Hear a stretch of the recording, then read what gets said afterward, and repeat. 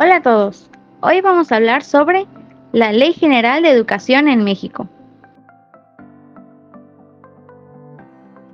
Para empezar, podemos decir que la Ley General de Educación es muy importante, ya que en esta ley se establecen los principios y lineamientos a seguir para garantizar una educación de calidad para todas y todos, teniendo como principal objetivo regular la educación que imparte el Estado. Dicho documento está conformado por 181 artículos, divididos en 11 títulos, los cuales se abordan a continuación. Título primero, del Derecho a la Educación. El capítulo 1, Disposiciones Generales, establece los objetivos de la ley, que incluyen garantizar el derecho a la educación, promover la inclusión y la equidad, fortalecer la autonomía de las instituciones educativas y fomentar la participación social en la educación. Por su parte, el capítulo 2 del ejercicio del derecho a la educación establece las obligaciones del Estado para garantizar este derecho. Además, define que la educación debe ser gratuita, laica y de calidad, priorizando el desarrollo humano integral y la transformación de la sociedad. Finalmente, el capítulo 3 de la equidad y la excelencia educativa busca garantizar la educación de calidad para todos los estudiantes. Para ello, se establecen medidas para atender a grupos vulnerables como la educación indígena, la educación especial y la educación para adultos, además de promover la mejora continua de la calidad educativa. El título segundo de la nueva escuela mexicana consta de 5 capítulos. El primero, de la función de la nueva escuela mexicana, establece que en la prestación de los servicios educativos se impulsará el desarrollo humano integral para contribuir a la formación del pensamiento crítico, a la transformación y al crecimiento solidario de la sociedad, enfatizando el trabajo en equipo y el aprendizaje colaborativo. También se propiciará un diálogo continuo entre las humanidades, las artes, la ciencia, la tecnología y la innovación como factores del bienestar y la transformación social. El capítulo 2 de los fines de la educación menciona que ésta busca promover el respeto y la dignidad humana, fomentar la cultura de la paz e inculcar el respeto por la naturaleza. El capítulo 3 de los criterios de la educación menciona que será democrática, nacional y humanista, así como también será educativa, inclusiva, intercultural e integral. El capítulo 4 de la orientación integral menciona que esta comprende la formación para la vida de los educandos, así como los contenidos de los planes y programas de estudio, la vinculación de la escuela con la comunidad y la adecuada formación de las maestras y maestros en los procesos de enseñanza-aprendizaje acorde con este criterio. El capítulo 5 de los planes y programas de estudio menciona que se establecerán propósitos de formación general, contenidos de estudio y criterios y procedimientos de evaluación y acreditación.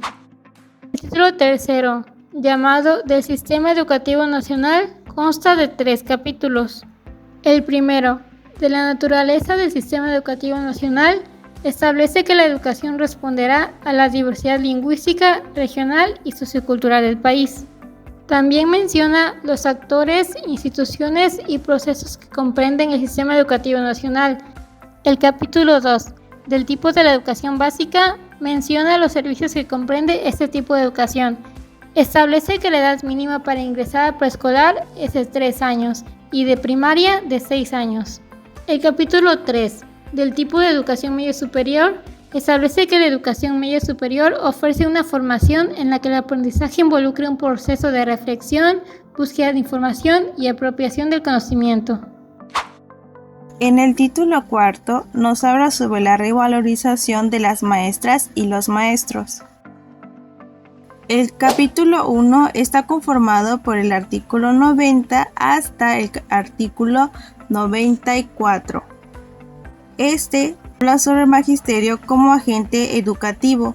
Consta de 5 artículos donde se expresa el cambio educativo que está conformado y dirigido principalmente por maestros y maestras como agentes fundamentales del proceso educativo y por lo tanto reconociendo su contribución a la transformación social. En el capítulo 2 del mismo título nos habla sobre el fortalecimiento de la formación docente.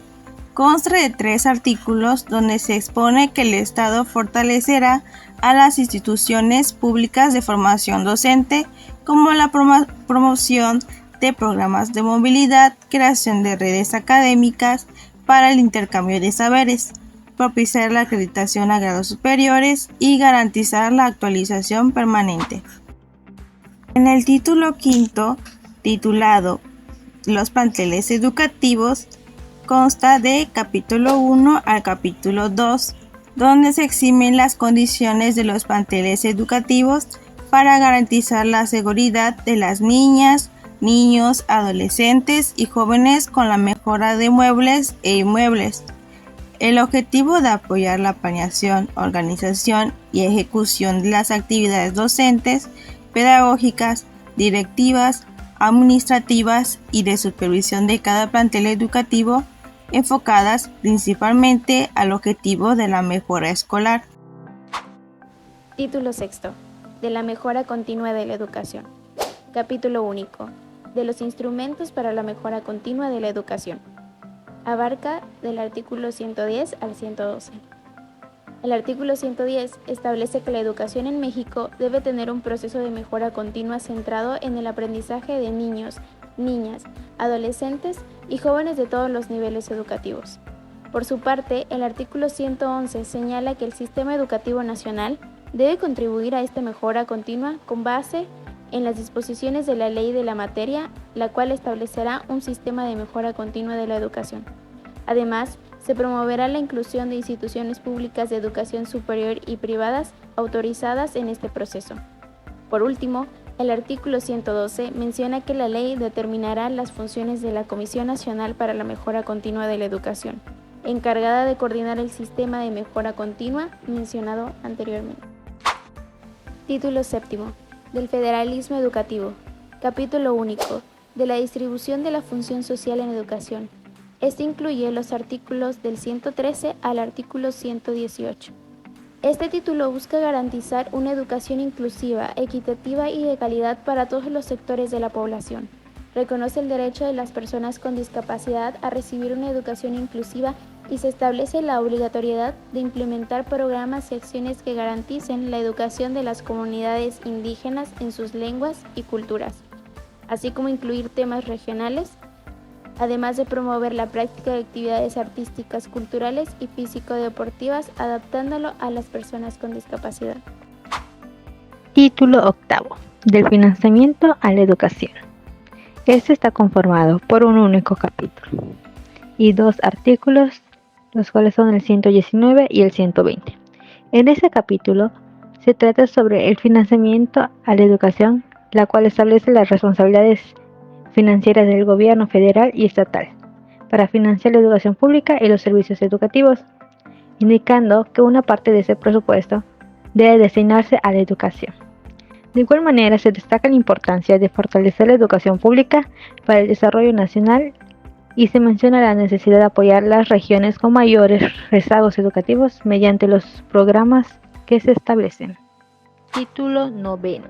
De la corresponsabilidad social en el proceso educativo. Este título está conformado por 5 capítulos y a su vez por 15 artículos, los cuales van del 126 al 140. El capítulo primero establece la importancia de la participación de los actores sociales en el proceso educativo. En el capítulo segundo se definen los derechos y obligaciones de los padres, madres o tutores en la educación de sus hijos. En el capítulo 3 se establece la creación de consejos de participación escolar. En el capítulo 4 se establece la obligación de realizar un servicio social.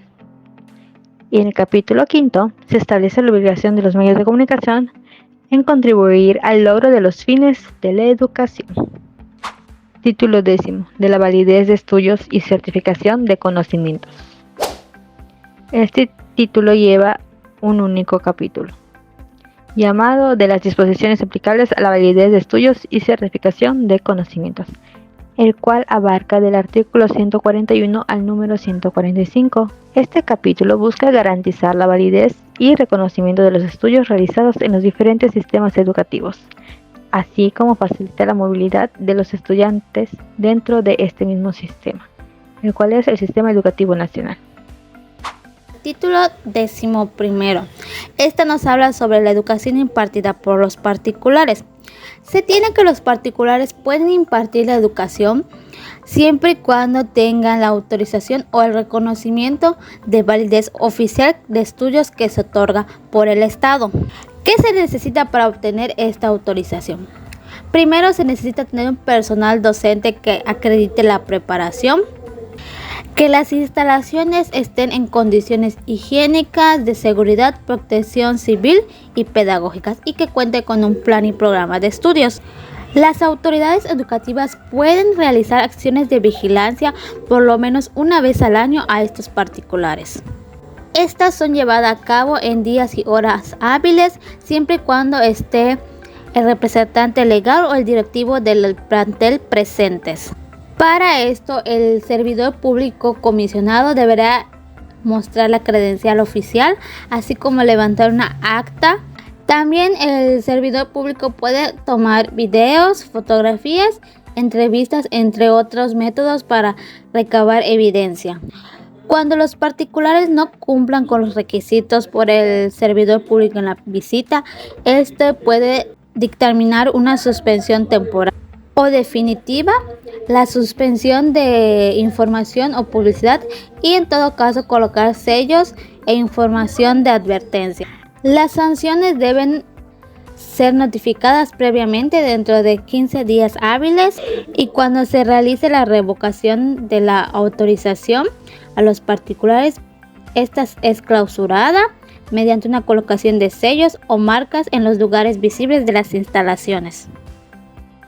Para finalizar, me gustaría recalcar la importancia de conocer las bases legales y las normativas de la educación y cómo estas influyen en la práctica profesional docente frente a grupo. En primera instancia se tiene que esta mejora la calidad y la pertinencia de la. Y como bien se sabe, estas bases legales y normativas establecen los marcos, principios y las directrices que orientan a la labor educativa y regulan los diversos aspectos del sistema educativo. Se tiene que en estas bases legales y normativas se establecen los lineamientos curriculares que los docentes deben seguir. Así también en estas se definen los derechos y los deberes tanto de los estudiantes como de los docentes. También se tiene que las normativas educativas se suelen establecer los procedimientos y criterios para evaluar el desempeño de los estudiantes y de los docentes, así como estas establecen los requisitos mínimos de formación y capacitación que los docentes deben cumplir para ejercer esta profesión. Para finalizar, las bases legales y las normativas de la educación básica proporcionan el marco jurídico e institucional dentro del cual los docentes desarrollan la práctica profesional. Para finalizar, podemos decir que esta ley no solo establece los lineamientos necesarios para asegurar una educación de calidad, sino que también promueve la actualización y el desarrollo continuo de los educadores. Al fortalecer la preparación de los docentes, estamos interviniendo en el futuro de nuestros estudiantes y por ende en el futuro de nuestra sociedad. Esperamos que este video haya sido informativo y te haya ayudado a entender mejor el impacto crucial de la Ley General de Educación en la formación de nuestros maestros. Para más información, consulta el Diario Oficial de la Federación. Gracias por ver y hasta la próxima.